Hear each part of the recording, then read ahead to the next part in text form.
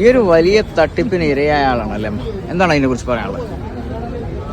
തട്ടിച്ച് ഉള്ള സ്വർണ്ണം പണയം വെച്ചാണ് ഈ പൈസ കൊടുത്തത്. ഒരു 62,000 രൂപ വണ്ടി തരാമെന്ന് പറഞ്ഞാൽ വാങ്ങിച്ചത്. ഓരോ ഡേറ്റ് പറയുമായിരുന്നു. മരുമോളാണ് കൊടുത്തത്, മരുമോളെ വരണം. പക്ഷെ അവർ തരാന്ന് പറഞ്ഞല്ലാതെ ഇപ്പൊ പറഞ്ഞ് കഴിഞ്ഞ മാസം വിളിച്ച് പറഞ്ഞ് ഈ മാസം തരും, നിങ്ങൾക്ക് ടോക്കൺ തരും. ഇപ്പൊ കഴിഞ്ഞ ഇതുവരെയുള്ളവർക്ക് കൊടുക്കുന്നു. ശരിക്കും ഈ ഒരു ചതിവിൽ വിശ്വസ്തത അല്ലെങ്കിൽ വിശ്വാസം ഉണ്ടാവാനുള്ള കാരണം എന്താണ്?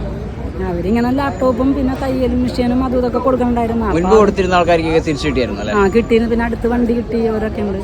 പിന്നെ ഉള്ള മന്ത്രിമാരും അവരൂരൊക്കെ വലിയ വലിയ നേതാക്കന്മാരുടെ മുഖച്ഛായ പുറത്ത് കാണിച്ചതിന് ശേഷമാണ് അതിലാണ് ഞങ്ങൾ വീണു. അല്ലെങ്കിൽ ഞാൻ പറഞ്ഞു ഇത് വേണ്ടെന്ന് പറഞ്ഞു. അവരൊക്കെ ആൾക്കാരുടെ ഫോട്ടോ മണ്ടാറൊക്കെ കണ്ടാണ് നമ്മൾ ചതിയിൽ വന്നത്.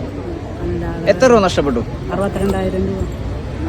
കുടുംബത്തിൽ മൊത്തം എല്ലാവരും അറിഞ്ഞുകൊണ്ടാണ് 62,000 രൂപ കൊടുത്തത്? ഞാൻ അറിഞ്ഞു. പുള്ളിക്കാരത്തൊക്കെ മാറാവണെ വെച്ച് ചോദിച്ച് ഞാൻ ആദ്യം വേണ്ടാന്ന് പറഞ്ഞു. പിന്നെ മരുമോളല്ലേ, പിന്നെ നമ്മ പറഞ്ഞു തരുമ്പോൾ അവർക്കൊരു ബുദ്ധിമുട്ട് വരേണ്ടതല്ല. ശരിക്കും പണയം വെച്ചിട്ടാണോ?